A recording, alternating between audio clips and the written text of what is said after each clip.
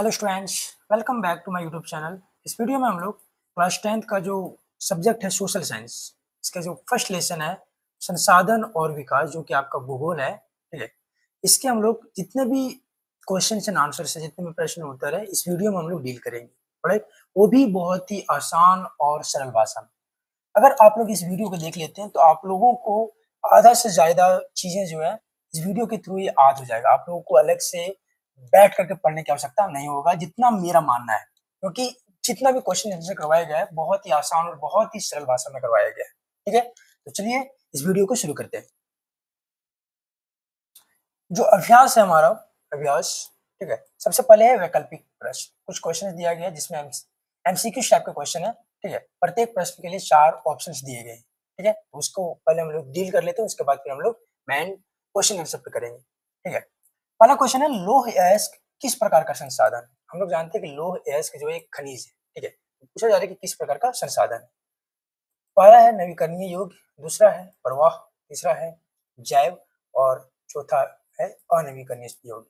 तो देखिए, नवीकरणीय योग्य वैसे संसाधन होता है जिसका उपयोग हम लोग बार बार कर सकते हैं, और एक मतलब ऐसा नहीं है कि मतलब उपयोग करने पर वो खत्म हो जाता है, ठीक है। फिर से उसका निर्माण किया जा सकता है। और अनवीकरणीय योग्य जो है ऐसा संसाधन होता है जिसका उपयोग हम लोग अगर एक बार करें और पूरी तरह खत्म हो जाए तो फिर उसको बनने में बहुत साल लग जाता है, ठीक है।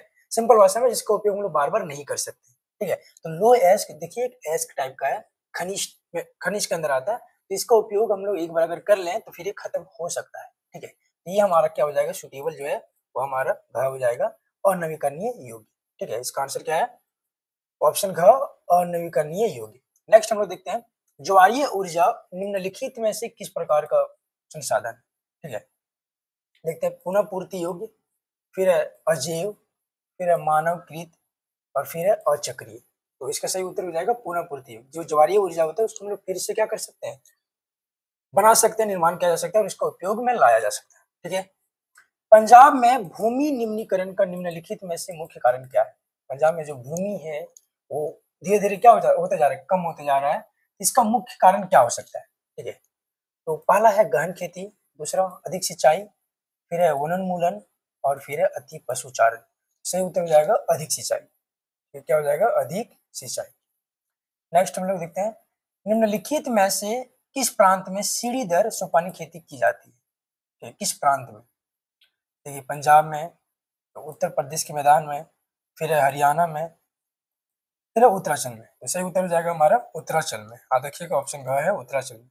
नेक्स्ट और लास्ट क्वेश्चन देखते हैं हम लोग, इनमें से किस राज्य में काली मृदा पाई जाती है। तो जम्मू और कश्मीर में, फिर है राजस्थान, फिर है गुजरात, और फिर है झारखंड। देखिए जम्मू और कश्मीर पाया नहीं जाता है, राजस्थान में भी बालू मिट्टी पाया जाता है, झारखंड में भी नहीं पाया जाता। तो एक बचता है हमारा गुजरात, मुंबई में, ठीक है। तो यहाँ पर ऑप्शन है गुजरात, तो हमारा क्या हो जाएगा, ऑप्शन ग सही हो जाएगा, गुजरात, ठीक है। अब हम लोग देखते हैं प्रश्न उत्तर, जो कि आप लोगों को 30 शब्दों में देना है, ठीक है। पहला प्रश्न, 3 राज्यों के नाम बताइए जहां पर काली मिट्टी पाई जाती है, ठीक है। तो उत्तर हम लोग ऐसे लिख सकते हैं, महाराष्ट्र पहला, फिर दूसरा है मध्य प्रदेश, फिर तीसरा है हमारा गुजरात। ये 3 राज्य है जहां पर काली मिट्टी पाई जाती है। फिर इसकी विशेषताएं लिख देते हैं, काली मिट्टी की विशेषताएं क्या है, ठीक है। तो ये काली मिट्टी कपास की खेती के लिए उपयुक्त मानी जाती है, फिर होती है, ठीक है। और इसे रेगुर मिट्टी भी कहा जाता है। इतना आप लिख दीजिएगा। आप लोगों को 3 या फिर अगर 5 नंबर करेगा तो बेसिकली 5 नंबर का पूछा नहीं जाता, 3 नंबर का क्वेश्चन पूछा जाता है, तो आप लोगों को 3 नंबर फिक्स मिल जाएगा, ठीक है। नेक्स्ट क्वेश्चन लोग देखते हैं, पूर्वी तट की नदी डेल्टाओं पर किस प्रकार की मृदा पाई जाती है, ठीक है। इस मृदा की 3 विशेषताएं बताइए, ठीक है। पूर्वी तट की जो नदी डेल्टाएं हैं उस पर किस प्रकार का मृदा पाया जाता है, और इस मृदा की 3 विशेषताएं लिखने के लिए हम लोग को बोल रहा है, ठीक है। तो हम लोग उत्तर लिखेंगे, यहाँ जलोढ़ मिट्टी पाई जाती है। आप ऐसे लिख सकते हैं कि पूर्वी तट के नदी डेल्टाओं पर जलोढ़ मिट्टी पाई जाती है, लेकिन हम थोड़ा सा शॉर्ट और थोड़ा सा इजी तरीके से जो है प्रस्तुत किए हैं। तो आप डायरेक्ट लिख सकते हैं कि यहाँ जलोढ़ मिट्टी पाई जाती है, ठीक है। कहाँ पाई जाती है, तो पूर्वी तट की नदी डेल्टाओं पर। क्लियर हुआ। फिर अब लिखिए इसका विशेषताएं, जो जलोढ़ मिट्टी पाई जाती है इसके क्या क्या विशेषताएं हैं, ठीक है।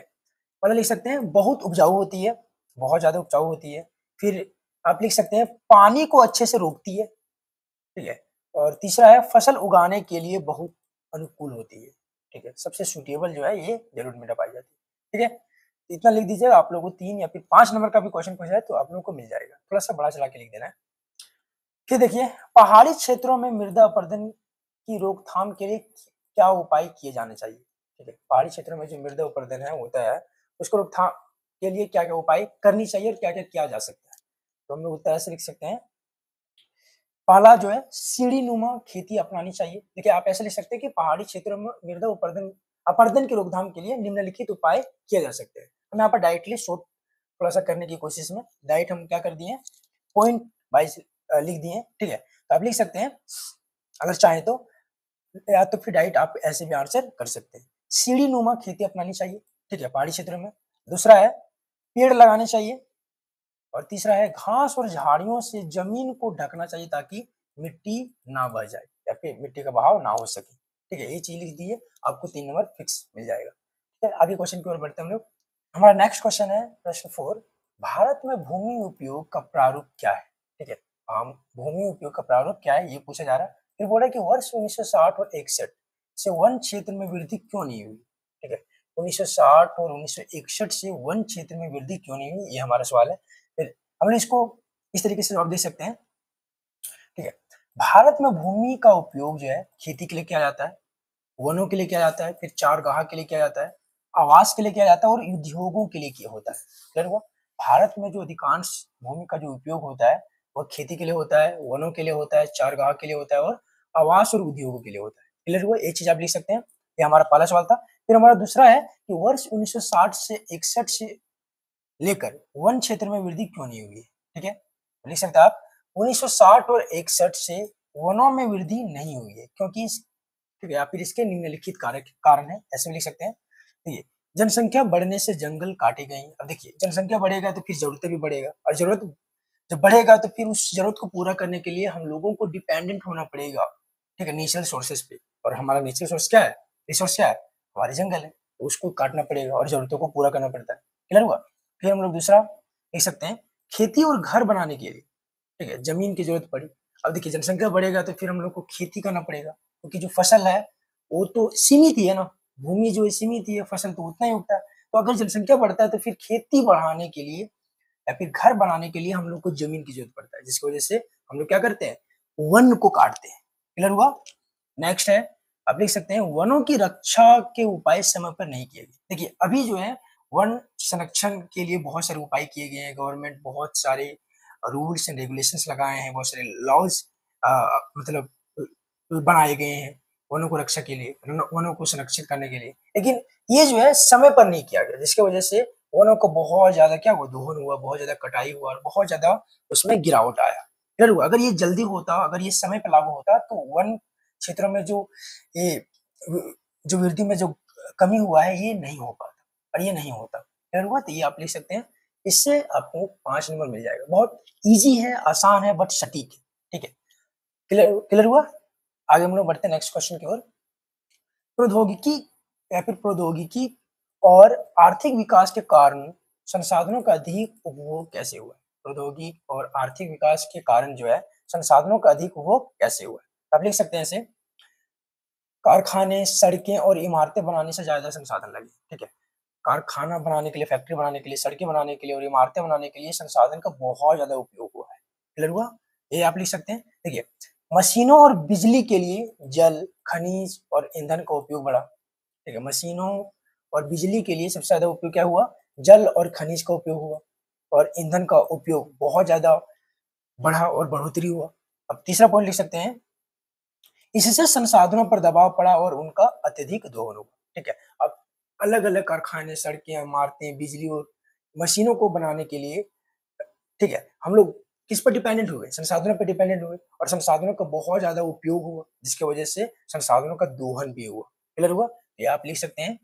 ठीक है, देखिए, हम लोगों को जो है 3 क्वेश्चन जो था वो 30 शब्दों में देना था।